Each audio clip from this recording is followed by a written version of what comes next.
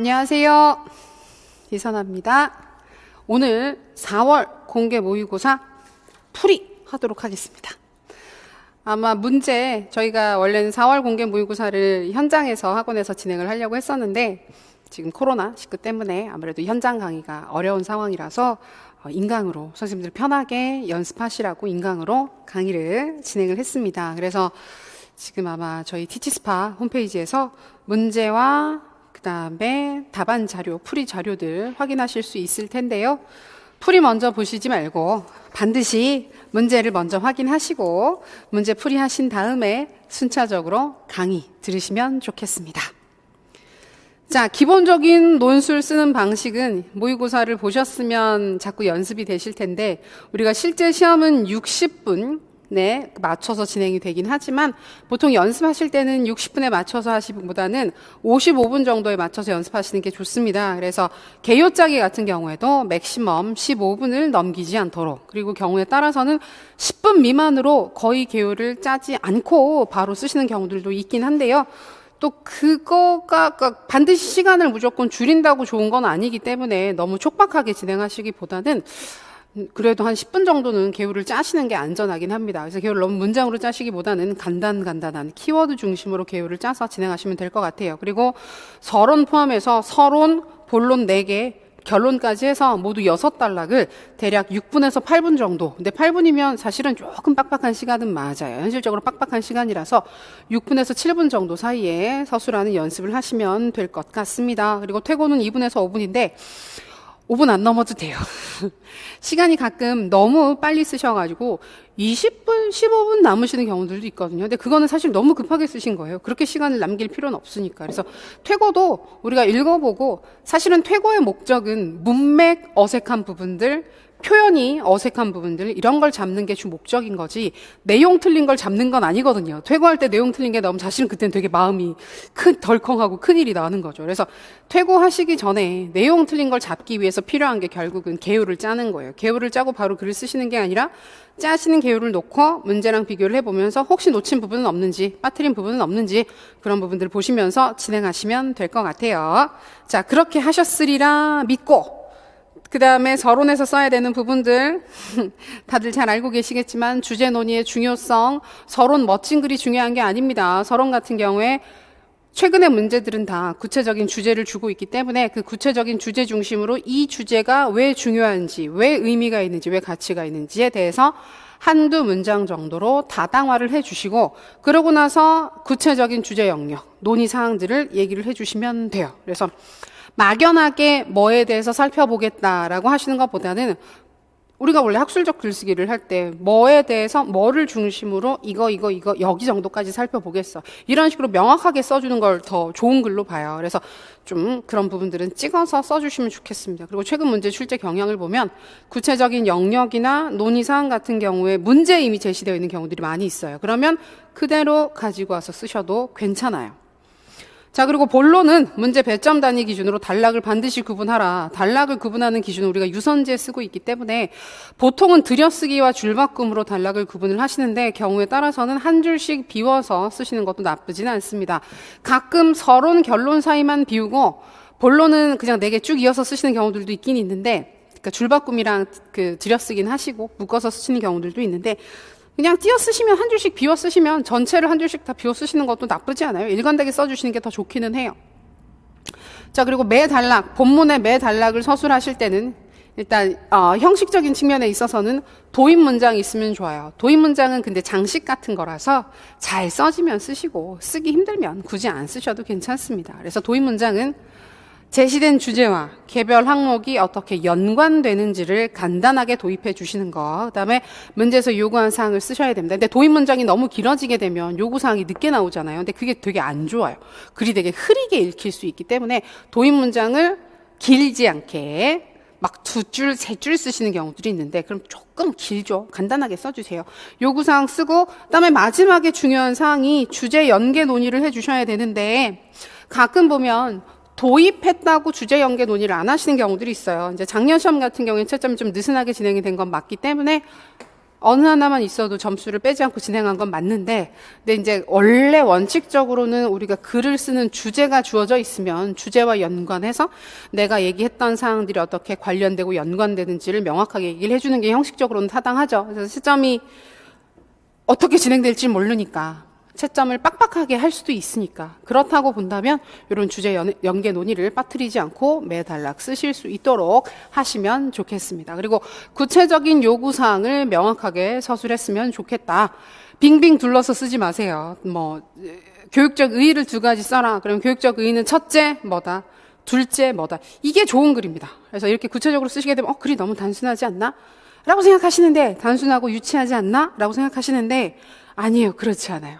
불분명하게 이런 점에서 최근에 어떤 가치를 가지고 있고 이런 점에서 효과가 있다, 이런 식으로 이게 지금 의의를 쓴 건가? 아니면 주제 논의를 한 건가? 아니면 도입 문장인가? 되게 불분명하게 쓰시는 경우들이 있어요. 안 돼요. 그리고 요구사항이 한 단락에 보통 구체적으로 답을 써야 되는 게 4개 정도씩 들어가는데, 걔네들이 확실히 구별되고 명확하게 드러날 수 있게끔 써주시는 게 좋아요. 다 엮어가지고 3-4가지 항목이 한 번에 쭉 논의되는 경우들이 있는데 별로 좋지 않습니다. 자, 결론은 전체 내용을 간단하게 요약한다. 그러다 보니까 서론이랑 비슷한 형식으로 마무리를 하시게 돼요. 그리고 마지막 제언 부분에서는 교사 입장에서, 그다음에 또는 학교 입장에서, 우리 교육 전체 입장에서 이런저런 노력을 해야 됩니다. 라는 식으로 정리를 해두시면 될 것 같아요. 자, 이번 4월 공개 모의고사의 목적은 무엇이었을까요? 지금까지 공부했던 이론적 사항들을 제대로 인출할 수 있는지, 이게 평소에 인출 연습하시는 거랑 문제를 매개로 인출 연습하시는 게 좀 많이 다릅니다. 그래서 누적 복습, 전체 복습하시는 경우들이 있긴 하지만 사실은 아직까지는 그게 좀 힘든 상황이고, 근데 문제를 매개로 해서 전체 영역, 전체 범위를 한번 인출을 해보시면 생각보다 내가 공부를 했는데 의외로 디테일하게 인출이 안 되네?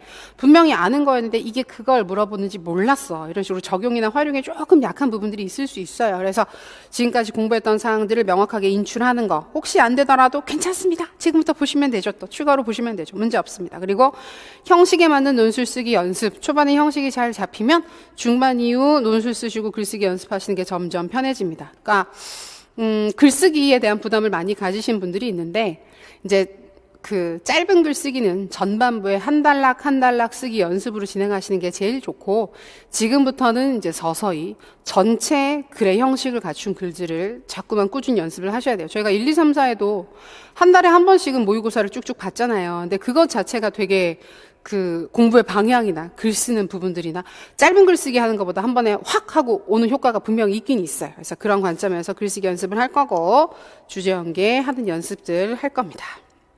그리고 구체적인 영역들, 우리가 어떤 영역들을 확인을 했느냐, 교육과정 부분 스킬백 이론과 일반적 교육과정 내용의 조직원리, 스코프 잘 찾으셨죠? 되게 쉽게 출제했는데.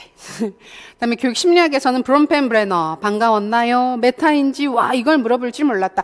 메타인지가 오늘 물어봤었던 영역들 중에서는 가장 작은 영역은 맞아요. 가장 작은데, 근데 굳이 이 문제를 이 시점에 물어본 이유는 지금 좀 시의적으로 의미가 있습니다. 메타인지. 그래서 저희 본 수업할 때도 이번에 자기 조절 능력 의미가 있을 것 같다. 그래서 반두라랑 연관지어서 반두라의 그 사회학습 이론에서 4가지 부분, 자기 조절을 구성하고 있는 4가지 요소 추가로 한 번 더 확인을 했었는데, 메타인지도 마찬가지예요. 결국은 학생들의 자기 주도적 학습이 필요한 상황이 됐기 때문에 메타인지 능력을 향상시켜줘야 된다. 메타인지를 활용해야 된다는 얘기도 나올 수 있고, 자기 조절.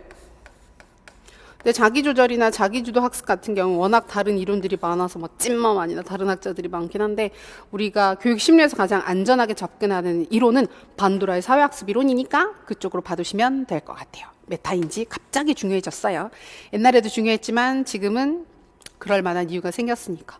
그리고 교육 방법, 교수 이론 방법 부분에서는 켈러 악스 한 번 더 확인했습니다. 이전에 기출 영역이긴 하지만 동기 설계, 그러니까 수업 설계를 할 때 또 이게 지금 학교 상황이 온라인 계약 등등이 이루어지고 있기 때문에 학생들의 수업과 관련된 동기를 유발하고 유지하는 부분들에 대한 관심이 있겠죠. 그러니까 현장에서 얼굴을 맞대고 수업할 때도 동기 설계는 중요한데, 얼굴을 맞대지 않고 수업을 하니까 얼마나 우리가 또 염려스럽습니까? 그렇죠. 그래서 인강으로 지금도 듣고 계신 선생님들 같은 경우에도 갑자기 동기유발이 안 되는 것 같고 어떻게 하지? 그래서 그런 부분들 때문에 악스 이론이 중요하거든요. 그래서 악스 이론 구체적으로 그 ARCS 요소 중에서 관련되는 사항이 뭐가 있는지 확인을 할 거고, 그다음에 블렌디드 러닝, 플립드 러닝 저희가 후반부에 우리가 교육공학 공부할 때 한 번 더 좀 찍어서 많이 봤었는데 의미가 있어요. 지금 계약 같은 경우에도 부분 계약 이야기가 있어서 그런 블렌디드 러닝이나 플립드 러닝이 연계될 수 있으니까 관심 있게 봐두셔야 합니다. 우리 행정이 가장 심플하게 물어봤죠? 3점이긴 한데 컨설팅 장학의 개념 및 주요 원리라고 해서 개념, 원리 확인하는 거 후반부 공부 열심히 하셨으면 되게 쉽게 잘 찾으셨으리라 믿습니다. 좋습니다. 자, 그러면 자료 같이 보시면서 후딱 볼게요. 선생님들 인강으로 많이들 듣고 계실 텐데 후딱 보겠습니다. 자, 문제. 항상 문제 읽을 때는 어떻게 봐라? 문제, 배점, 제시문. 자, 최근 예측하기 어려운 다양한 사회적 상황에 따라 학교 교육도 상황에 맞게 적응해야 될 필요가 높아졌다. 온라인 계약을 상정하고 얘기를 한 겁니다. 그래서 특히 지금 올해 상반기 같은 경우에는 계약을 한다, 못한다, 이렇게 한다, 저렇게 한다 굉장히 이야기들이 많았잖아요. 그래서 그 상황을 생각해 보면 학교에 모여서 선생님들 간에도 어떻게 할까요? 이렇게 할까요? 저렇게 할까요? 이런 이슈들이 있었을 거란 말이에요. 그래서 그런 부분들 관련해서 그러니까 예측할 수 없는 변화 요인, 우리가 맨날 뭐 4차 산업혁명에 대비하는 인재 이런 것들은 예측을 할 수 있어요. 정해진 것들이니까. 그러나 이런 식으로 학교가 갑자기 문을 못 여는 상황이 진짜 처음으로 생긴 거예요. 무슨 전쟁이 난 것도 아닌데 학교 문을 열 수 없는 상황이 됐어요. 그러면 교육은 해야 되니까, 수업은 계속 진행을 해야 되니까. 그럼 이런 상황에 적응적으로 우리가 어떤 노력을 해야 되는지 얘기를 할 수 있을 것 같습니다. 1, 2차 공통으로 관심을 가져야 되는 주제. 그래서 제시문은 온라인 계약을 앞둔 땡땡 고등학교의 교직원 회의의 일부다. 그 내용은 교육과정 구성, 학생의 심리적 특성에 대한 이해, 교육 방법, 교사 장학에 관한 것이다. 제시된 내용을 참고로 변화하는 교육 환경에 대한 학교의 노력. 이게 주제가 어렵게 느껴지실 수도 있겠지만 좀 포괄적인 관점으로 세상이 달라지고 있네. 어떻게 달라지고 있는지 우리가 예측을 할 수가 없네. 그런 급변하는 상황 속에서 학교가 되게 적응적으로 유연하게 잘 대비를 해야 되겠다라는 주제로 형식을 갖추어서 논의를 해보자. 배점을 먼저 봅니다. 배점 잘 안 보이시면 자료 보시면서 같이 보시면 돼요. 자, 먼저 스킬백 교육과정 설계 모형에 근거해서 A 교사의 발언 중 두 가지 요소가 있었습니다. 학생의 요구와 사회적 요구를 고려해야 된다라고 하는 단계가 무슨 단계일까? 스킬백 모형의 단계에 따라서 단계 명칭을 쓰고 세부 요소를 설명하라 그랬는데 이게 무슨 단계예요? 상황 분석이죠. 상황 분석 단계에 해당하고 게다가 이 상황 분석 단계만 우리가 세부 요소를 확인했단 말이에요. 내적 요인과 외적 요인을 확인했단 말이에요. 그럼 학생의 요구가 내적 요인에 해당하게 되고 사회적 요구가 외적 요인에 해당하게 됩니다. 그래서 아마 기억이 안 나셨더라도 이런 부분들 보시다 보면 자연스럽게 인출이 되지 않았을까 싶습니다. 그래서 그거 찾게 되고 그다음에 A 교사가 강조했었던 교육 내용의 일반적 조직 원리, 이건 제시문 읽어보면 찾을 수 있지요. 자, 그리고 비교사가 강조한 학교와 학부모의 소통이 학생의 온라인 수업 참여 및 효과성에 기여하는 이유를 브롬펜브레너의 생태학적 발달 이론의 체계 중 하나로 설명하고, 이게 문제가 되게 길었는데요. 저도 이제 하고 싶은 얘기가 많다 보니까 문제가 되게 구질구질하게 좀 길어지긴 했어요. 근데 최근에 흐름도 약간, 그러니까 왜냐하면 의도랑 다른 답들이 나오는 경험들을 많이 하게 되면 출제자들 입장에서 자꾸만 좀 더 명확하게 문제를 구성을 하려고 그래요. 그래서 아마 내년도 시험도 비슷비슷한 관점으로 가지 않겠느냐. 근데 저희가 이 부분은 본 수업에서도 많이 언급을 했었던 사항인데, 브롬펜브레너 체계들 중에서 가장 큰 영향을 미치는 체계는 분명히 미시체계예요. 직접적인 영향을 미치는 체계이기 때문에 미시체계가 중요합니다. 그 다음으로 최근에 관심을 갖는 게 중간체계예요. 미시체계들 사이의 상호작용이라고 하는 중간체계가 의미를 갖게 됩니다. 그러면 학교와 학부모의 소통은 학생 입장에서는 무엇이었습니까? 중간체계거든요. 중간체계. 그랬을 때 이 중간체계가 결국은 학생들의 학교에 대한 태도, 온라인 수업에 대한 태도 등등의 영향을 미칠 수가 있는 거예요. 그래서 그런 이유로. 그러니까 여기에서 체계 중 하나로 설명을 하라는 맥락에서는 중간체계란 말이 반드시 들어가야 하고, 이 중간체계라고 근데 그래봤자 1점이기 때문에 사실은 중간체계만 정확하게 쓰셔도 점수 주시면 돼요. 근데 그 중간체계를 매개로 해서, 그 학생들의 교육에 대한 관점이 혹은 뭐 온라인 수업이나 온라인 계약에 대한 관점이 부모로부터도 영향을 받을 수 있게, 부모의 태도로부터도 영향을 받을 수 있기 때문에 부모가 그 제대로 이해를 할 수 있도록 학교가 정보를 제공하고 의사소통하는 것이 중요하다, 이렇게 얘기를 하실 수 있습니다. 그리고 이어서 강조한 메타인지란 무엇이냐, 개념을 써라. 메타인지의 주요 기술들 중에서 두 가지를 서술을 해라. 요 두 가지는 암기 인출이었죠. 우리 네 가지 요소 중에서 두 가지 인출해서 쓰시면 됩니다. 근데 두 가지를 서술하라고 했기 때문에 명칭만 쓰셔도 되긴 하는데 명칭과 간단한 개념 정도는 써주시는 게 좋아요. 자, 그리고 C교사가 온라인 수업 상황에서 강조한 두 가지 동기 설계 방안을 악스 이론에 근거해서 설명을 해라. 두 개가 확 눈에 보였죠. 근데 다른 조건 없이 악스 이론으로 설명을 하라 그러면 일단 중요한 게 이게 A인지 R인지 C인지 S인지 상위 개념 자체를 먼저 인출하시는 게 중요합니다. 이 안에 있었던 세부 요소를 끄집어내기 이전에 이건 A에 해당합니다 까지가 중요한 상황이고, 왜냐하면 이런 요소가 있기 때문에 그렇습니다라고 세부 요소는 그 다음에 인출하셔도 괜찮습니다. 그리고 블렌디드 러닝의 개념을 써라. 다들 알고 계시죠? 온 오프라인 수업의 통합입니다. 면대면 수업에 온라인 수업에 면대면 수업을 결합을 한다, 또는 면대면 수업에 온라인 수업의 장점을 결합해서 두 가지의 장점을 극대화하는 교수 방법을 블렌디드 러닝이라고 얘기를 할 수가 있고, 그다음에 현실적으로 학교에서 블렌디드 러닝을 실천할 수 있는 구체적인 방법으로는 플립드 러닝 개념 쓸 수가 있는데, 플립드 러닝을 활용할 수가 있는데, 이게 왜 성취에 도움이 되는지를 설명하라라고 하면 결국은 뭘 쓰는 거냐면 개념 쓰는 거예요. 플립드 러닝이라는 개념 자체가 사전에 온라인 컨텐츠나 온라인 수업을 통해서 그 주요 학습 내용을 학습을 하고, 현장에선 뭘 한다? 심화 활동이나 과제, 그다음에 상호작용, 질의응답 등을 하면서 보다 고차원적인 활동들을 하게 되는 게 플립드 러닝이잖아요. 근데 그 개념만 설명해도 사실은 이것처럼 학생들이 개인적으로 학습할 수 있는 시간이 늘어날 수 있고, 그다음에 구체적인 도움을 받을 수 있는, 교사로부터 도움을 받는 시간도 늘어나게 되고, 다른 동료 학습자들과 함께 협력적으로 학습할 수 있는 시간 자체가 늘어난다. 실질적으로 학습 시간 자체가 크게 늘어나기 때문에 학습의 효과성이 증진된다. 이렇게 써주시면 돼요. 그래서 이 부분은 채점할 때 좀 관대하게 하셔도 되는데 개념을 정확하게 쓰시고 연결해서 일해서 도움이 돼요. 근데 좀 도움이 되는 이유는 좀 길더라도 풀어서 써주는 연습이 필요할 것 같긴 해요. 저희가 이전에 2회차 모의고사, 3, 4월 2회차 모의고사 봤었을 때 GPD 개념으로 왜 도움이 되는지를 설명해라, 협력학습 얘기를 했었을 때도 많은 선생님들이 되게 대충 썼거든요.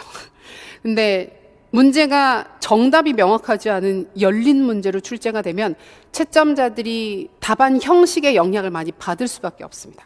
정답이 딱 떨어지는 키워드가 있으면 그것만 보시면, 이게 서술을 해야 되는 상황이면은 쓰는 스킬 자체가 영향을 줄 수가 있어요. 이런 부분들은 너무 짧게 쓰시면 약간 위험하니까 풀어쓰는 연습하시면 좋겠어요. 그리고 D교사 발언과 가장 관련되는 장학의 명칭을 쓰고 해당 장학의 주요 원리 중 두 가지를 써라. 근데 우리가 장학 공부한 것 중에서 원리가 있는 장학은 거의 컨설팅 장학밖에 없었어요. 다른 장학들은 무슨 원리 이런 식으로 얘기를 잘 안 하거든요. 그래서 일단 아마 이 부분에서도 컨설팅인가? 라는 생각을 많이 하셨을 것 같습니다. 그리고 형식은 논술의 내용, 학생이 이 부분을 못 고쳤는데 이게 아니죠. 학생이 주인이 되는 게 아니라 변화하는 교육 환경에 대한 학교의 노력이라는 주제로 글을 쓰셨어야 합니다. 예, 이 부분은 선생님들이 받으시는 자료에는 학생이 주인이 되는 게 아니라 변화하는 학교, 그렇죠. 변화하는 교육 환경에 대한 학교의 노력이라는 주제로 되어 있으니까 문제가 없으실 거예요. 네, 그렇게 보시면 되겠습니다. 네, 그리고 제시문을 살펴볼게요. 제시문을 살펴보겠습니다. 자, A교사. 변화하는 환경에 맞는 교육과정 구성이 중요하다.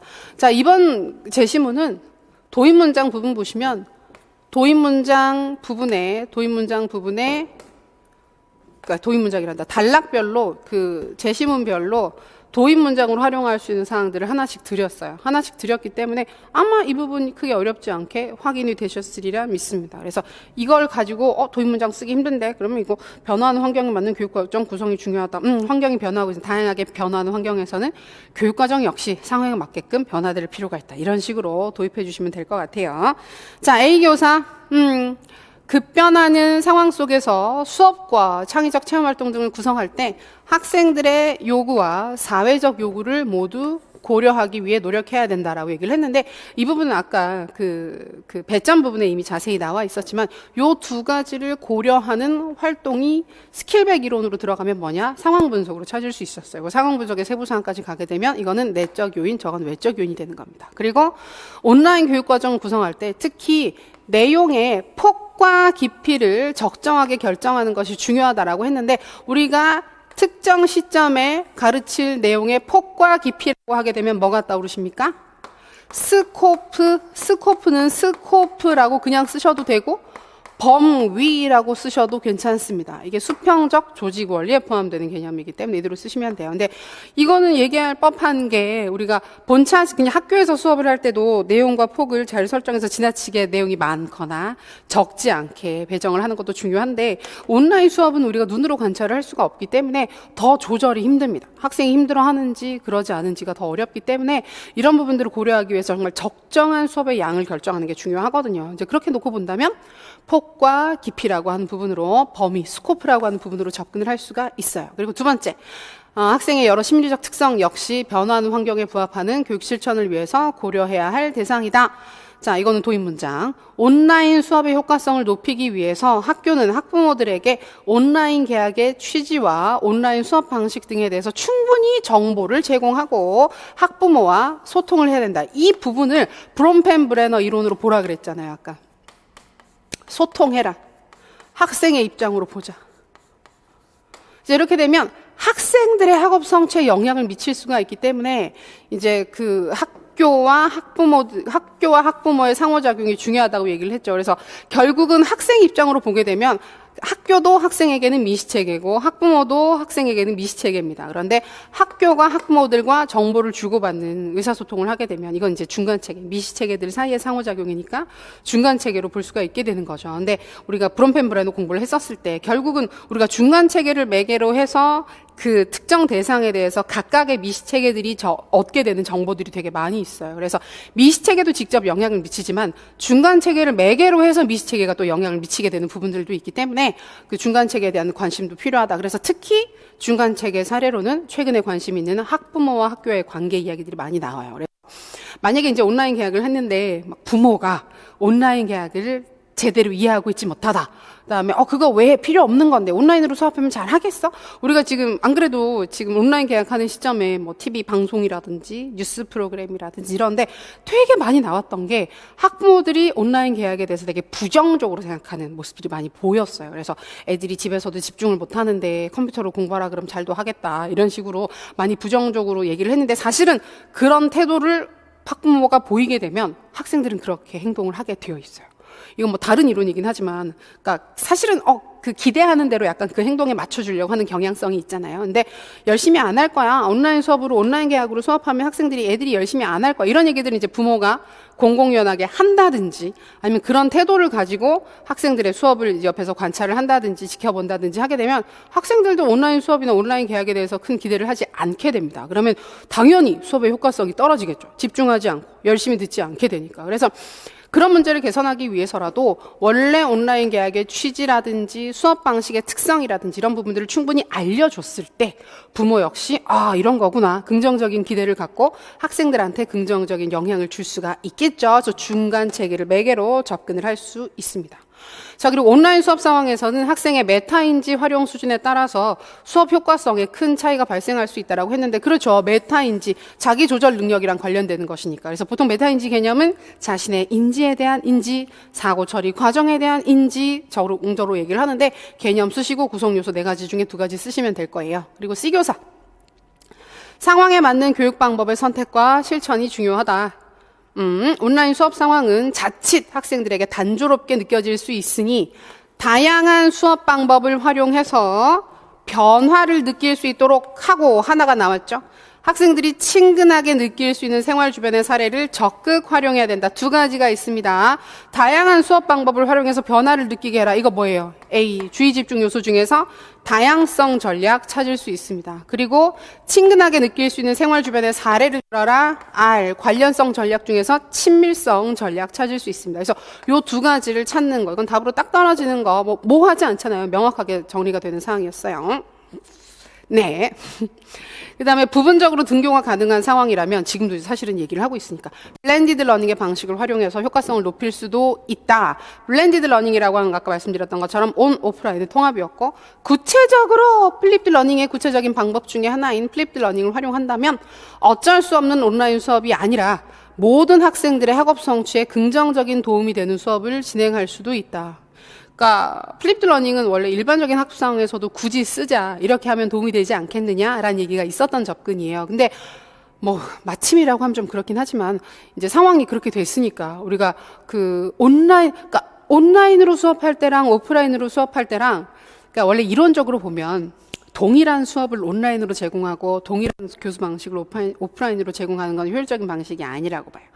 그래서 온라인에 필요한 최적화되어 있는 교육 방법이 있고 또 오프라인에 최적화되어 있는 교육 방법들이 있다고 보거든요. 그러면 이제 그런 방법들을 활용해서 학교 수업 상황이라 그러면 지금 얘기 나오는 것도 왜 3일은 등교하고 이틀은 집에 있고 재택 수업하고 이런 식 얘기들이 있으니까 그러면 그런 것들을 활용을 해서 집에서 학습을 할 때는 이런 활동들을 주로 하자. 그다음에 학교에 모이게 되면 모여서 반드시 비로소 할 수 있는 그런 활동들을 중심적으로 해보자. 이런 식의 설계가 가능할 거예요. 그러면 사실은 플립드 러닝 하는 게 되게 의미가 있을 수도 있겠죠. 그래서 지금은 온라인으로 수업하다 보니까 개인적으로 수행하는 과제들을 주로 많이 제시를 하게 되는데 협력적으로 수행해야 되는 과제 활동이라든지 그런 과제를 수행하면서 선생님과 상호작용을 늘린다든지 그런 방식으로 좀 수업의 효과성 자체를 크게 증진시킬 수도 있을 것입니다. 자, 마지막 D교사, 변화하는 환경에 부합하는 교육을 위해서 교사 전문성 향상이 필요합니다. 자, 그럼 우리가 장학을 찾아야 되는데 온라인 수업을 앞두고 수업 구성을 하다 보니까 온라인 수업에 대한 보다 전문적인 도움이 필요하다는 걸 느꼈다. 전문적인 도움. 그래서 교내 외에 유능한 수업 전문가, 전문 연구원 등에게 의뢰를 하고 체계적인 도움을 받을 수 있는 장학이 필요하다. 자, 여기에서 컨설팅 장학을 찾을 수 있어요. 수업 컨설팅이라고 써도 될까요? 온라인 수업 관련된 이슈니까 가능하죠. 수업 컨설팅은 컨설팅 장학 중에서도 수업과 관련된 부분만을 찍어서 진행을 하게 되면 그걸 수업 컨설팅이라고 하게 되는데 이 정도는 돼요. 근데 이게 왜 임상 장학은 안 되느냐? 애매하긴 한데 여기서 교내 외에 유능한 수업 전문가 전문적인 도움을 받는다. 이게 만약에 임상장학이 답이 되려고 한다면 어떤 키워드들이 들어가느냐 하면 여기도 지금 자발적인 거는 말은 하진 않았지만 내가 개인적으로 필요해서 요청을 하겠다라고 하니까 자발적인 활동인 건 맞죠. 자발적인 것도 들어가야 되고 협의회. 같이 계획을 하고 수업을 관찰을 하고 거기에 대해서 피드백을 주고받게 되는 협의회 활동이 확실히 보일 거예요. 임상장학 같은 경우는. 그래서 그런 부분들을 가지고 분류를 하실 수가 있을 것입니다. 그렇게 놓고 보니까 별거 아니네요. 자, 그러면 네, 쌤들이 받으신 자료에는 그 다음 네 번째 페이지부터 스킬백, 그다음에 교육과정 일반적 조직관리, 그다음에 브론펜브레너 생태학적 발달이론, 메타인지 계획, 점검, 조절, 평가, 그다음에 켈러의 악스 이론, 블렌디드 러닝, 플립드 러닝, 컨설팅 장학 있습니다. 그거 개인적으로 혹시 부족한 부분들이 있으시면 꼼꼼하게 확인하시고요. 자, 예시개요 같이 보겠습니다. 아이고, 안 지웠네요. 깜짝 놀랐어요. 자료만 보고 있다가.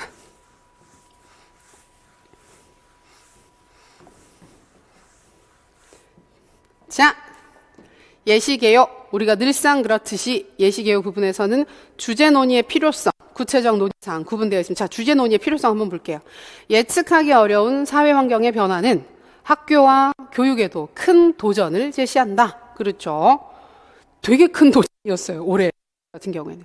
불확실성이 증가하고 있는 최근의 사회적 상황 속에서 우리 교육은 온라인 계약과 같은 새로운 과제를 해결하고 있다. 이 온라인 계약은 문제 있었으니까 쓴 겁니다. 만약에 문제 구체적으로 온라인 계약이 없었으면 굳이 이런 얘기들을 너무 시의적이기 때문에 가지고 와서 쓰실 필요는 없어요. 근데 있으니까 가져다 쓰시면 돼요. 온라인 계약. 그렇지. 그래서 큰 도전이 있다. 온라인 계약과 같은 새로운 문제를 우리가 해결을 하고 있다. 이처럼 변화하고 있는 교육 환경에 대처하기 위해서 학교와 교사는 다방면으로 노력을 기울여야 한다. 여기까지가 주제 논의의 필요성입니다. 자, 그래서 본 글에서는 제10내 회의 장면을 참고해서 변화하는 교육 환경에 대한 학교의 노력을 주제로 자, 이런 부분을 구체적으로 얘기를 해주는 게 좋아요. 교육과정, 교육심리, 교수 방법, 장학 영역을 논의하고자 한다. 문제에서 비슷하게 나와 있었죠. 거의 그대로 가지고 와서 쓰셔도 되는 겁니다. 서로는 이렇게 생각하지 마시고 자꾸 연습하시다 보면 아무것도 아닙니다. 자, 본론 첫 번째 단락 도입 문장. 사회적 변화에 부합하는 교육을 위해서는 교육과정 구성부터 함께 달라져야 한다. 자, 사회적 요구, 학생의 요구에 부합하는 건 상황 분석이었었죠. 구성 요소는 외적 요인과 내적 요인이 있습니다. 그래서 이거는 제시문에 있었던 이 부분은 얘기를 안 해도 돼요. 사회적 요구, 학생의 요구라고 하는 건 꼭 언급하지 않아도 되는데, 근데 자연스럽게 사실은 그 내적 요인, 외적 요인 쓰다 보면 나오잖아요. 그런 부분들은 들어가는 거니까 같이 얘기를 해주시는 건 좋겠죠. 그다음에 일반적 교육 내용의 조직 원리, 교육 내용의 일반적 조직 원리는 스코프나 범위로 체크를 할 수 있습니다. 그리고 개념 쓰셔도 되는데 최신의 개념이 있었어요. 폭과 깊이라고 나와 있었어요. 그래서 내용의 폭과 깊이를 결정하는 것이 스코프에 해당한다. 써주시면 되겠습니다. 자, 주제 논의 부분 보시면 온라인 개학과 같이 변화하는 교육 환경에 적합한 교육을 실천하기 위해선 학교 내 외적 요소를 고려하는 스킬백의 교육과정 설계 방식을 활용하고 교육 상황에 맞는 적정한 수준의 교육 내용을 구성하고자 하는 노력이 필요하다. 별거 없어요. 우리 언급했던 사항들을 가지고 그냥 쓴 거예요. 자, 두 번째, 도입. 변화하는 환경만 고려할 것이 아니라 학생들의 특성도 고려해야만 상황에 맞는 교육을 구현할 수 있다. 그러니까 심리는 대부분 다 이쪽으로 가요. 학생 내적 특성, 학생 개인의 특성들을 제대로 파악하고 이해해야만 원래 의도에 맞는 올바른 교육을 실천할 수 있다. 이런 쪽으로 가게 됩니다. 그리고 아까 얘기했던 것처럼 중간 체계로 가야 됩니다. 그래서 중간 체계란 무엇이냐? 미시체계 요소들 사이의 상호작용이다. 학생을 중심으로 학교와 학부모의 소통은 미시체계 간의 상호작용이기 때문에 중간 체계가 될 수가 있습니다. 그리고 효과성에 기여하는 이유를 보게 되면 학부모가 그러니까 미시체계에 해당하는 학부모가 온라인 수업에 대해서 가지고 있는 태도가 학생들한테 영향을 줄 수가 있다. 그래서 온라인 수업에 대해서 긍정적인 태도를 가지고 긍정적 영향을 줄 수 있도록 그 학부모들과 소통을 더 많이 할 필요가 있다. 자, 메타인지. 자신의 인지 과정에 대한 자각과 통제 또는 인지 과정에 대한 지식과 통제 뭐든 괜찮습니다. 그런데 보통 제일 짧게 쓰면 메타인지는 인지에 대한 인지 이렇게도 쓰거든요. 근데 이거는 개념을 안 물어보면 이렇게 쓰실 수도 있어요. 근데 개념을 물어보면 너무 짧아요. 그래서 그거는 그렇게 쓰지 마시고 좀 풀어서 쓰세요. 주요 기술은 계획, 점검, 조절, 평가인데 보통 많이 얘기를 할 수 있는 게 계획, 쓰기가 좋죠. 근데 다 아무거나 다 좋아요. 점검하는 거, 그다음에 조절하는 거, 평가하는 거. 그래서 중요하죠. 그래서 요 네 가지는 기억을 해두시면 좋겠습니다. 반드라의 자기 조절에도 비슷비슷한 구조로 있었기 때문에 같이 연계해서 유사하지만 좀 다른데 봐두시면 좋을 것 같아요. 배점은 확실히 아시겠죠? 배점 부분은 앞에 중간 책에 나오는 게 1점이에요. 되게 길게 쓰긴 하지만 사실 그 1점밖에 안 돼요. 1점밖에 안 되고 메타인지 개념 1점, 그다음에 나머지 4개 중에서 2개를 정확하게 쓰시면 2점을 부여를 하시면 되겠습니다. 주제 논의, 변화하는 환경에 따른 교육적 노력이 의미를 가지게 하기 위해서는 학생을 둘러싼 여러 요소들이 협력적으로 접근해야 된다. 브롬펜브레너 이론에서 강조하는 학생을 둘러싼 다양한 체계들이 상호작용할 수 있도록 학교가 더 적극적으로 노력해야 하며, 좀 길게 쓰긴 했어요, 주제 논의가. 학생들의 자발적 학습을 유발하기 위해 메타인지를 이해하고 향상시킬 수 있도록 애써야 한다. 노력해야 한다란 말이 반복되면 애써야 한다, 뭐 관심을 가져야 한다, 이런 식으로 비슷한 말이지만 다르게 표현하시는 것도 방법입니다. 자, 세 번째 단락. 문제가 되게 길었어요. 문제가 되게 길었는데 아까 얘기했던 것처럼 C교사가 강조했었던 2가지 동기 설계 방안. 먼저 주의 집중. 근데 이거는 주의 집중이다. C교사는 주의 집중과 관련성을 쓰고 있다. 이렇게 쓰면 안 돼요. 이렇게 쓰지 마시고 주의 집중 전략을 쓴다. 어떤 부분에서, 어떤 부분들이 주의 집중에 해당한다라고 하는 것. 다양한 수업 방법을 활용해서 변화를 느끼게 하는 것이 주의 집중 중 다양성 전략에 해당한다. 이런 식으로 사례를 끌어와서 근거를 들어서 써주시는 게 좋아요. 관련성도 마찬가지죠. 친근하게 느낄 수 있는 생활 주변의 사례를 활용해서 친밀성 전략을 활용할 수 있다. 관련성 중 친밀성 전략에 해당한다. 자, 블렌디드 러닝, 이러닝 교육 방식의 면대면 교육 방식이 가지고 있는 장점을 결합해서 학습 효과를 극대화한다라고 하는 거, 또는 면대면 교육과 그다음에 이러닝 교육의 결합이라고 쓰시는 것도 문제는 없습니다. 나온 김에 한번 써보세요. 블렌디드 러닝, 별거 아니니까. 그다음에 플립드 러닝의 학업 성취에 도움이 되는 이유, 플립드 러닝이 무엇이냐, 이거 개념 쓴 거거든요. 근데 이거는 필수는 아니에요. 필수는 아닌데 쓰기는 써야 될 거예요. 왜냐하면 사전학습에 이런 걸 해야 되고 본 차시 학교 면대면 에선 이런 걸 해야 되고 이런 얘기들이 들어가야 되기 때문에 요 개념을 쓰고 풀어 쓰시면 편하긴 한데 사실은 이게 1점짜리거든요. 1점짜리라서 이 두 개가 다 섞인 상태로 나와도 됩니다. 그래서 개념 서술을 안 하고 이렇게 쓰셔도 상관이 없긴 없어요. 근데 이제 간단하게 사전에 온라인을 통해서 학습 내용을 학습하고 심화 활동을 본 수업 시간에 한다. 그래서 뭐 사전 학습을 할 때 이 중에 하나만 아무거나 쓰셔도 돼요. 그러니까 이게 하나가 아니라 사전 학습할 때 수준에 맞게끔 깊게 학습을 할 수 있는 걸 쓰셔도 괜찮고 그 교실 수업을 할 때 교사나 학생들과의 상호작용을 통해서 더 깊은 수준으로 학습을 할 수 있는 걸 쓰셔도 괜찮고 예, 이런 부분들 도움을 줄 수 있는 시간이 늘어난다 이런 걸 쓰셔도 괜찮습니다. 자, 단락 주제 논의 부분 보시면 환경이 달라져도 학생이 중심이 되는 교육은 늘 중요하다. 학생의 동기를 향상시키고 온라인 교육과 면대면 교육을 다양하게 활용한다면 그 학생의 학업 성취를 활용하여 증진시킬 수 있도록 교육 기법을 적극 활용해야 할 것이다. 자, 네 번째 단락 도입. 이러한 모든 변화를 이끄는 것은 교사이므로 교사 전문성 개발을 위한 장학에 대한 관심이 필요하다. 그러니까 장학이나 이런 게 나오면 되게 좋은 게 장학이나 지도성 같은 게 마지막에 나오면 좋은 게 대부분 그런 행정 영역들은 앞에 것들을 이렇게 끌어안아요. 그러니까 앞에 것들을 하려면 전문성이 필요해. 그래서 장학을 해야 되지. 앞에 것들을 하려면 학교 조직이 변화돼야 돼. 그래서 리더십이 필요하지. 뭐 이런 식으로 가는 경우들이 많거든요. 그래서 그런 식으로 행정 영역 자체가 만약에 마지막에 출제가 된다 그러면 이런 식으로 이 앞에 것들을 다 잘 하려면 이런 것들을 해야 돼. 이런 맥락으로 도입해 주셔도 괜찮습니다. 자, 여기 D교사 발언 중에서 D교사 발언과 가장 관련되는 건 컨설팅 장학 또는 수업 컨설팅. 여기 보면 교내 외 유능한 전문가, 체계적인 도움 이런 부분들을 찾을 수 있습니다. 이거 개념 쓴 건데 이거는 안 써도 되는 거예요. 안 써도 돼요. 그 다음에 컨설팅 장학의 주요 원리 중에서 두 가지 설명하라고 하는 건 컨설팅 장학의 원리 두 가지 중에서 아무거나 쓰시면 돼요. 근데 설명을 하라 그랬잖아요.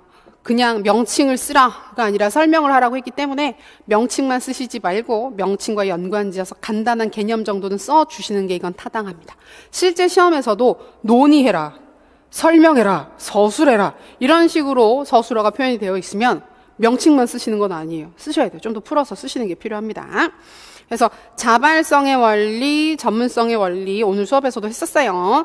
자문성, 한시성은 일시성이라고 쓰셔도 되고 독립성, 학습성은 교육성이라고 쓰셔도 돼요. 그래서 이런 부분들 정리하시면 되겠습니다. 두 개 아무거나 기억나면 되는데 이 두 개가 의외로 초반에 잘 기억이 안 나요. 그래서 지어서 쓰시는 경우들이 되게 많이 있어요. 그러지 마시고 한 번 더 확인하세요. 그리고 지금 여기 그 컨설팅 장학에서 얘기했었던 키워드들은 임상장학의 특징으로 안 씁니다. 두 가지가 아무리 유사해 보여도 두 가지는 구분이 되는 거기 때문에 구분해서 봐주세요. 자, 주제 논의 부분. 변화하는 교육 환경에 대처하기 위해서는 교사들의 지속적인 전문성 개발이 필요하다.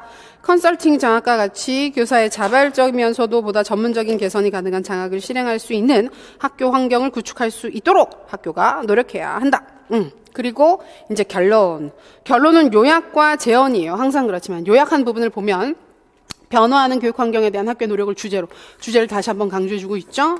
스킬백의 상황 분석 단계, 스코프를 고려한 교육과정 조직 방법을 확인하고, 자, 이거 쓰는 방식을 한번 참고하시라고 보여드리는 겁니다. 그래서 스킬백, 스코프를 살펴보고 그래도 돼요. 그렇게만 쓰셔도 돼요. 근데 스킬백의 상황 분석을 내가 살펴봤다. 답까지 나왔으니까 그 부분 자체는. 근데 여기서 다른 단계 써도 여기서 추가 감점은 없습니다. 그 다음에 스코프를 고려한 교육과정 조직 방법을 확인했고, 브롬펜브레너 이론의 중간 체계를 활용해서 학교와 학부모 소통의 중요성을 살피고 메타인재 세부적 기술을 정리하였다. 그렇죠. 두 단락 정리했습니다. 그리고 켈러의 악스를 매개로 수업 동기 설계 방안을 확인하고 블렌디드 러닝, 플립드 러닝의 여러 요소를 정리한 후 이 모든 것을 제대로 실천하기 위해서 필요한 교사 전문성 신장을 위한 컨설팅 장학을 살펴보았다. 여기까지가 요약. 근데 사실은 이까지만 쓰시는 것도 방법이긴 한데 그럼 좀 글이 완결되지 않는 느낌이 들죠. 그래서 학교는 변화무쌍한 사회 속에서 더욱 선도적으로 변화를 이끌고 대처하는 역할을 수행해야 된다. 이를 위해 교사와 학교, 우리 교육 전체가 함께 노력해야 될 것이다. 와, 만능 문장이죠. 마지막 문장은. 이걸 교사가 노력해야 된다라고 했는데 이게 지금 변화되는 사회가 되게 큰 범주로 예를 들어서 아까 문제 나왔던 것처럼 뭐 그 온라인 계약이라든지 이런 이슈가 있기 때문에 교사 혼자 대처하기엔 사실 어려운 부분들이 있어요. 아무리 혼자 뭘 잘하고 싶어도 이게 체제 자체의 변화가 없는 상태이기 때문에 그런 부분들을 언급하기가 어려울 수도 있지 있잖아요. 그러니까 그럴 때는 교사 혼자만 얘기하기보다는 교사, 학교, 우리 교육, 전체, 우리 사회, 전체 이런 식으로 마무리할 때 좀 크게 마무리를 하고 정리를 해주시는 것도 방법입니다. 그래서 서론 결론 쓰기 어렵다고 질문 주시는 경우들 많이 있는데 지금 썼던 글이 뭐 대단히 완전하고 멋지게 잘 쓰여진 글은 아니지만 누가 뭐라고 흠을 잡거나 특별히 어디가 잘못됐어요 하기는 어려운 글이에요. 그래서 서론 쓰시거나 결론 쓰시거나 할 때 너무 욕심내시기보다는 지금 우리가 봤던 것처럼 형식적인 부분에 있어서 주제 관련된 필요성 얘기를 했느냐, 결론 부분에 있어서 뭐 이렇게 이런 제언을 했느냐, 이런 부분들 중심으로 확인하시면 크게 어렵지 않게 글을 쓰실 수 있을 것입니다. 그래서 4월 공개 모의고사 정리를 했는데 이번 글에 그 주제를 보시면 아시겠지만 좀 시의적인 주제를 골라봤어요. 만들어봤어요. 어렵게 힘들게 만들어봤어요. 근데 우리 시험이 뭐 해마다 스타일이 다르긴 하지만 그러니까 지금 온라인 개학과 관련된 이슈는 정말 올해 우리 학교 교육계에 있어서는 정말 너무 큰 이슈가 될 거고 이 부분과 관련해서 연구하시는 분들이 생각보다 많을 거예요. 왜냐하면 이전에는 할 수 없었던 되게 그 특수한 교육 상황이 억지로 만들어져 버린 상황이기 때문에 이 부분에 대해서 행정 쪽에서도 교수 이론 쪽에서도 그리고 평가도 굉장히 도전감이 있습니다. 지금 그 중간고사, 기말고사를 어떻게든 보자. 근데 수행평가는 안 된다. 이런 몇 가지 가이드가 나왔을 정도로 평가 영역에서도 도전감 있게 볼 거고 심리에서도 학생들의 태도라든지 이런 분들 관심 가질 거고 교수 방법은 너무너무 관심 가지는 부분이 될 거고 그래서 모든 영역들에서 이쪽 부분을 되게 다들 관심 있어 하고 있을 거예요. 그래서 그렇기 때문에 온라인 개학이라고 하는 주제를 매개로 해서 이론 영역들 한번 정리해보는 시간이 이번 문제를 통해서 되면 좋겠습니다. 그래서 확인하시고 그다음에 채점할 땐 항상 되게 그 원수의 답안지를 채점하듯이 하라 그랬었잖아요. 그래서 관대하게 하지 마시고 좀 빡빡하게. 근데 이번에는 뭐 관대하게 할 부분도 별로 없었죠. 정답인 부분과 아닌 부분들이 좀 보이는 문제들이 많았으니까 잘 채점하셔서 확인하시기 바랍니다. 저희가 5, 6월 강의에서는 2주에 한 번씩 모의고사 진행하게 되니까 좀 이런 부분들이 더 친숙하게 진행이 되실 거예요. 그래서 매일매일 더 잘 하실 거니까 지금부터 조금씩 더 힘도 나고 힘도 낼 수 있는 시점이 됐으니까 조금만 더 힘내서 멋지게 계속 공부해 나가도록 하겠습니다. 오늘 정말 고생 많이 하셨습니다.